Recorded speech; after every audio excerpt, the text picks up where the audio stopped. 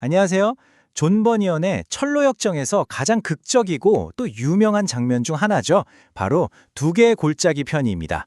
오늘은 주인공 크리스천이 어떻게 눈에 보이는 괴물 그리고 보이지 않는 내면의 어둠과 싸워나가는지 그 치열한 여정을 함께 따라가 보겠습니다. 여러분이라면 어떠시겠어요? 이건 정말 이길 수 없다고 생각되는 싸움 앞에서 우리는 어떻게 해야 할까요? 이게 바로 크리스찬이 곧 마주하게 될 시련의 핵심이자 어쩌면 우리 모두의 삶에 던져지는 질문이기도 합니다. 이 질문을 마음에 품고 한번 시작해보죠. 자, 크리스천의 여정은 이제 안전하고 평탄했던 길을 뒤로하고 아주 험난한 내리막길로 접어들면서 본격적으로 시작됩니다. 그가 처음으로 도착한 골짜기의 이름은 바로 치욕의 골짜기입니다. 이름부터가 심상치 않죠? 여기서 우리는 이런 질문을 던져보게 됩니다. 굴욕과 겸손, 비슷해 보이지만 사실은 완전히 다른 이 두 가지의 차이는 과연 뭘까요? 이게 바로 크리스천이 마주할 첫 시련의 본질을 꿰뚫는 질문입니다. 참 흥미로운 점은요, 크리스천이 이 치욕의 골짜기로 내려가는 길에서 아무리 조심하고 애를 써도 계속해서 미끄러졌다는 거예요. 이건 뭐랄까, 때로는 우리의 의지나 조심성만으로는 피할 수 없는 시련도 있다는 걸 보여주는 장면이 아닐까 싶네요. 골짜기 바닥까지 함께 내려와준 동료들과 작별하고 크리스천은 앞으로의 여정을 위한 양식으로 빵과 포도주 그리고 건포도를 받습니다. 이제 정말로 다시 혼자가 된 거죠. 그리고 곧 닥쳐올 거대한 시련을 향해 홀로 나아가야만 합니다. 자, 골짜기에 들어선 크리스천. 이제 그의 첫 번째 정말 거대하고 끔찍한 시련이 눈앞에 나타납니다. 얼마 걷지도 못했는데 저 멀리서 아볼루원이라는 이름을 가진 아주 사악한 마귀가 들판을 가로질러서 자신에게 다가오는 걸 보게 됩니다. 이걸 본 크리스천의 마음이 어땠을까요? 돌아가야 하나? 아니면 맞서 싸워야 하나? 엄청난 두려움이 그를 덮치기 시작합니다. 이 아볼루온의 모습 정말 상상만 해도 끔찍합니다. 온몸은 물고기 비늘로 덮여 있고 등에는 용의 날개가, 발은 곰의 발, 입은 사자의 입을 하고 있어요. 심지어 배에서는 불과 연기가 막 뿜어져 나온다고 묘사되거든요. 이런 끔찍한 괴물 앞에서 크리스찬이 느꼈을 공포는 뭐 말로 다 할 수 없었겠죠. 본격적인 싸움 전에 먼저 말로 한판 붙습니다. 아볼루온이 먼저 회유를 시작하죠. 너는 원래 내 백성이잖냐. 다시 돌아오면 내 왕국의 모든 걸 너에게 주겠다 하고요. 하지만 크리스천은 아주 단호하게 거절합니다. 당신을 섬기는 길의 끝은 죽음뿐이다. 나는 이미 만왕의 왕께 충성을 맹세했기 때문에 돌아갈 수 없다. 여기서 그의 굳건한 결심이 느껴지죠. 회유가 안 통하니까 아볼로온이 바로 전략을 바꿉니다. 이번엔 심리 공격이죠. 크리스천의 가장 아픈 약점을 파고드는 거예요.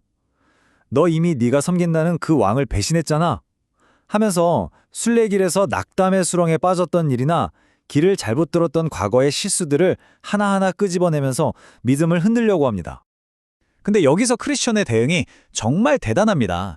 그는 자신의 잘못을 부인하지 않아요. 맞아, 나 그런 실수들 했어 하고 솔직하게 인정하죠. 하지만 자신이 섬기는 주인의 용서와 자비가 자신의 실수보다 훨씬 더 크다고 선언해버립니다. 이 대답에 제대로 격분한 아볼론이 마침내 칼을 빼어들죠. 정말 반나절 넘게 처절한 싸움이 이어집니다. 크리스천은 불타는 창은 어떻게든 막아냈지만 계속되는 공격에 점점 지쳐가고 온몸은 상처투성이가 돼요. 결국 아볼루온에게 빈틈을 보여서 손에 쥐고 있던 칼까지 떨어뜨리고 맙니다. 이제 모든 게 끝났구나 싶은 바로 그 순간 그가 성경 구절을 외치면서 기적적으로 칼을 되찾아 마지막 일격을 가합니다. 아볼루온이 비명을 지르며 도망간 뒤에 완전히 지쳐 쓰러진 크리스천에게 정말 기적 같은 일이 벌어집니다. 어디선가 나타난 손이 생명나무 잎으로 그의 모든 상처를 순식간에 치유해주거든요. 그리고 아까 받았던 빵과 포도주로 힘을 회복하죠. 아무리 힘겨운 싸움이라도 그 뒤에는 반드시 이런 위로와 회복의 시간이 온다는 걸 보여주는 것 같습니다. 겨우 한 굽이 넘겼다고 생각했는데 웬걸요. 크리스천은 곧바로 새롭고 어쩌면 훨씬 더 끔찍한 도전에 직면하게 됩니다. 그 두 번째 골짜기의 이름은 바로 사망의 음침한 골짜기입니다. 이름만 들어도 오싹하죠.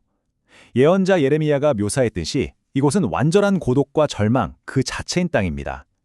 만약 아볼로온과의 싸움이 눈에 보이는 적과의 물리적인 전투였다면 이곳에서의 싸움은 보이지 않는 공포와의 정신적인 전투가 될 겁니다. 이 골짜기를 지나는 길은 그야말로 극한의 위험 그 자체입니다. 길이 너무너무 좁아서요.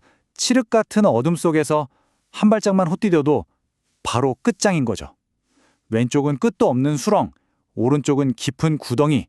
정말 진퇴양난이라는 말이 딱 맞는 상황입니다. 근데 이게 다가 아니에요. 길 한가운데에는 불길과 연기, 그리고 끔찍한 소리를 내뿜는 지옥의 입구까지 떡하니 버티고 있는 겁니다. 이 영적인 공포 앞에서 크리스천은 깨갔죠. 아볼로온을 물리쳤던 내 칼이 여기서는 아무 소용이 없구나.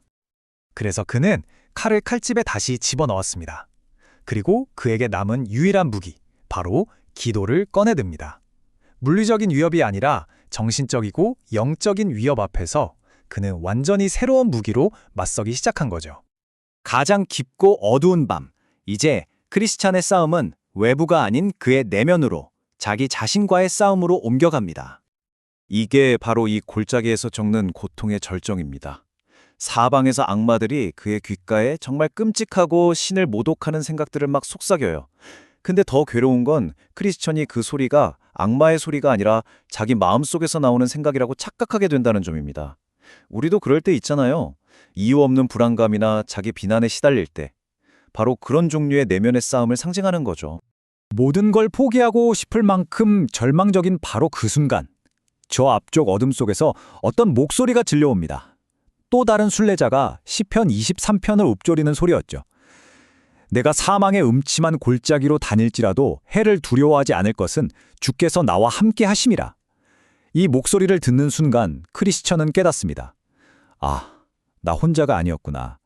그 사실 하나만으로도 엄청난 위로와 기쁨을 얻게 되죠. 그리고 마침내 새벽이 밝아오자 골짜기의 진짜 모습이 드러납니다.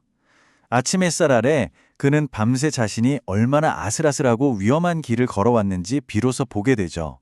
온갖 덫과 구덩이들을 정말 간발의 차이로 피해온 거예요. 어둠 속에서 보이지 않는 손길이 자신을 지켜주었음을 깨닫는 그런 순간입니다.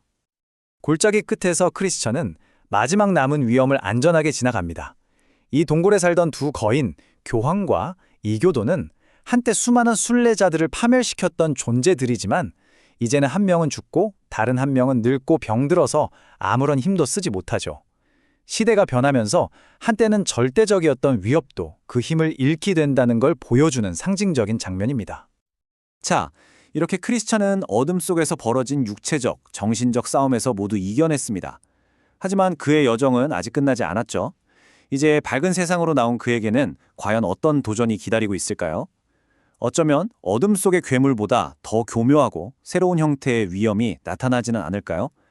다음 여정에서 그 답을 함께 찾아보도록 하겠습니다.